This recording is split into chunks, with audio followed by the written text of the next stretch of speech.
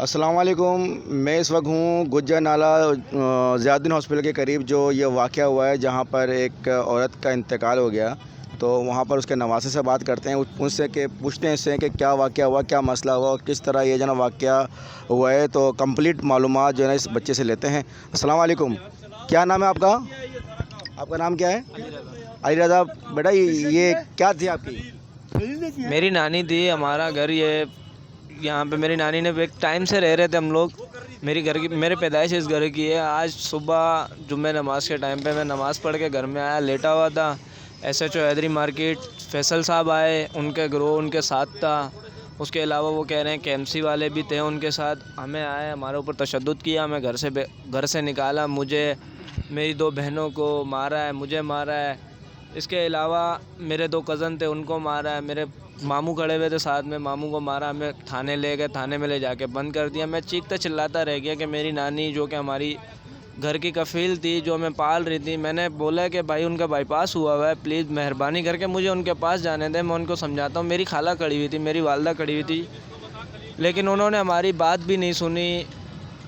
हमें फिर भी ताने ले गए। पीछे से मेरी वालदा के साथ तशद्दुद किया, उनको बाहर निकाल दिया। मेरी खाला के साथ तशद्दुद किया, उनको बाहर निकाल दिया। मेरी नानी जो उनको चीख चीख के बताना चाह रही थी कि देखें ये घर कटिंग में नहीं है, कटिंग जितनी थी वो कर चुके, आप लोग अब क्यों हमारे साथ ऐसा जुल्म कर रहे हैं। तो उनके मुंह पे हाथ रख के उनको बेहोश करके बाहर फेंक दिया गया।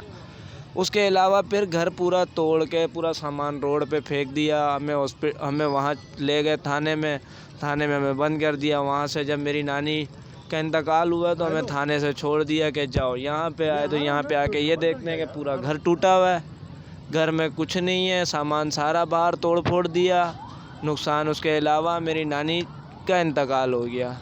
वो पहले ही दिल की मरीज़ थी, इनको बोल बोल के हम थक गए, लेकिन इन्होंने हमारी एक नहीं सुनी। KMC वाले जो खलील साहब थे, उन्होंने उनके मुंह पे हाथ रखा, हाथ दबा के उनका सांस रोक के ले गए। हमें तो ये लगता है कि जब इन्होंने सांस रोका उसी टाइम वो चल बसी थी, क्योंकि वो बाहर आके बिल्कुल गिर गई थी। उसके बाद हम हॉस्पिटल लेके गए, हॉस्पिटल वालों ने 1-2 घंटे रखा ये ज़ियाउद्दीन वालों ने। उसके बाद जो है हमें जवाब दे दिया कि आपकी नानी का इंतकाल हो चुका है। जी, आप कुछ कहना चाहेंगे? ये एक सरासर जुल्म है, और जुल्म कभी भी फलता फूलता नहीं है। खुदारा मेरी पाकिस्तान पीपल पार्टी, बिलावल भुट्टो जरदारी और मुर्तज़ा वहाब से दरख्वास्त है, इस जुल्म पर फ़ौरन एक्शन लिया जाए और इन लोगों के साथ जो भी हुआ है उसका अजाला किया जाए। और वज़ीर आज़म पाकिस्तान से भी मेरी दरख्वास्त है कि ये इस वक्त कराची शहर में इंक्रोचमेंट के नाम पे जो जुल्म हो रहा है, जुल्म को रोका जाए। अदालती निज़ाम के तहत जो अदालती ऑर्डर को गलत इस्तेमाल करके और गलत इंक्रोचमेंट की जा रही है, खुदारा इसको रोका जाए। इस पर कोई आर्डीनेंस पास किया जाए, असम्बली में पास किया जाए। मुर्तज़ा वहाब साहब हमारे जो KMC के, मेरी उनसे दरख्वास्त है, मेरी बिलावल भुट्टो जरदारी साहब से दरख्वास्त है कि खुदारा इस पर फ़ौरन एक्शन लिया जाए। ये एक गरीब ख़ानदान है, इसके साथ फैसला।